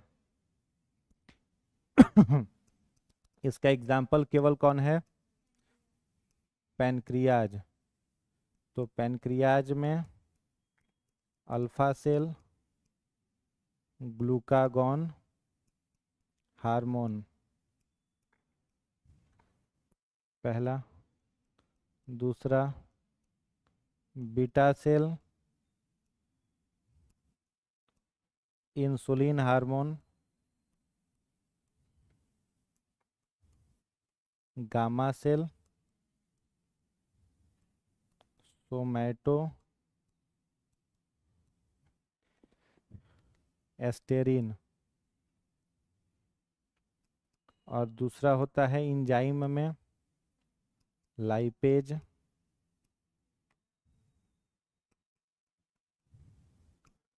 ट्रिप्सिन,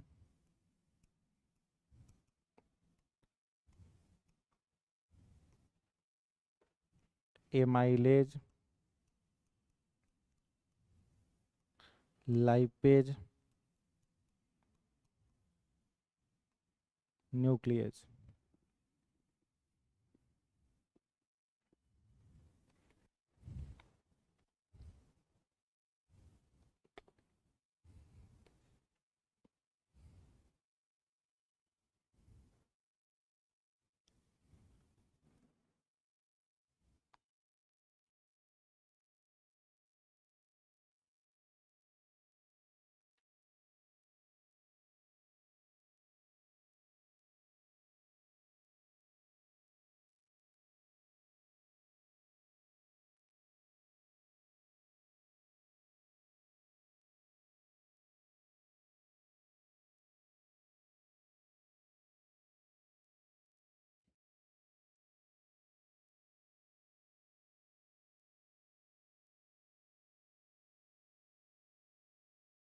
लिख लिए? ठीक है, तो इसको नोट कर लीजिएगा। कल के लेक्चर में हम लोग क्या खत्म करेंगे? इंडोक्राइन सिस्टम, ठीक है। और बाद बाकी आप लोग पढ़ करके आइएगा, ये पढ़ लीजिएगा इंडोक्राइन सिस्टम। सेल और टिश्यू दोनों पढ़ के आइएगा, सेल एंड टिश्यू।